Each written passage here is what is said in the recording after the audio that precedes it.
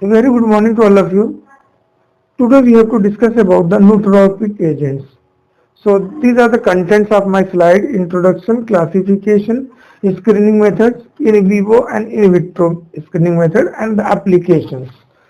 So nootropics is a compound that increases mental function including memory. So any compound that is going to increase the mental function of a person and going to boost memory is called nootropics.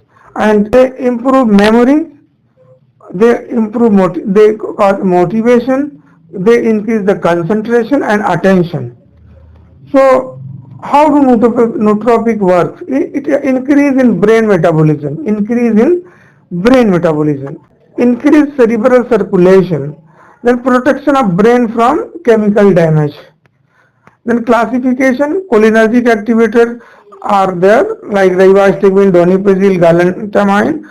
Then glutamate antagonists are there, memantine, miscellaneous agents of pyricetamine, pyritinol. Screening method, that we have to discuss only screening method or screening in the subject. So there are in vitro inhibition of acetylcholinesterase activity in right test item. Then there is in vivo avoiding learning, passive avoidance, active avoidance response. Then avoiding learning, active avoidance, active in vivo, active performance of certain response prevent the dislike stimulus. Passive avoidance, withholding a response prevent the dislike outcome. So passive outcomes, the testing apparatus is a top-shape alley divided into two distinct compartments that are separated by a sliding room. The white brightly lit compartment is free of aversive stimulation, where the black dark compartment is equipped with shock capability. The training trial begins by placing the animal in the white compartment facing the door. The door is open to allow access to dark compartment. The latency to enter the dark compartment is recorded. When the animal steps into the dark compartment with all four paws, the door is closed and a 1 to 2 second foot shock is delivered. So when 1 to 2 second shock is delivered, the animal remains in the dark compartment for an additional 10 seconds after the termination of the aversive stimulus before being removed and placed back into the cage, home cage. The apparatus is cleaned with 75% ethanol in between animals. Test trial. At the time of test trial, usually 1 to 7 days after training, the animal is again placed inside the white compartment and the door is raised to allow access test to the dark compartment. The latency to re-enter the dark compartment is recorded. However, there is no aversive stimulus applied to the animal upon re-entry into the dark compartment during the testing. So you can see how this test trial is done. We have to measure step down, passive avoidance, step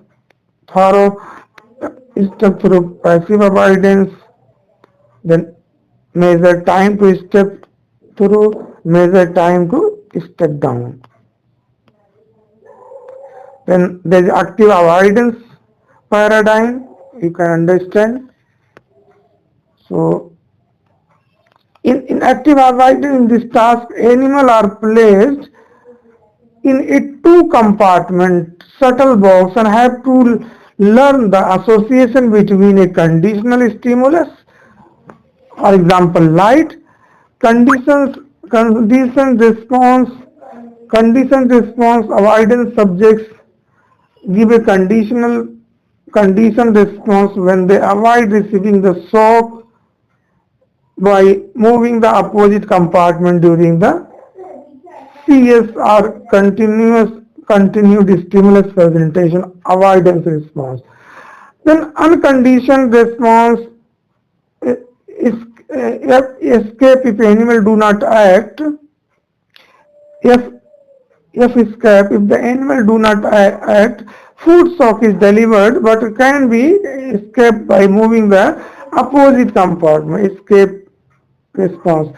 This escape deficit can be prevented by administering nootropic agents. This is the subtle box active avoidance assembly. You can see firstly you have to train the animal, they have to test the evaluation. That what we evaluate the time the animal need to reach the safe area on both days is measured and additional number of errors are recorded not reaching the safe area. Then applications of this screening model, the nootropics used. If we talk about the application of nootropics, the nootropics are used in Ayurvedic and traditional Unani system of medicine to improve memory. For example, Brahmi.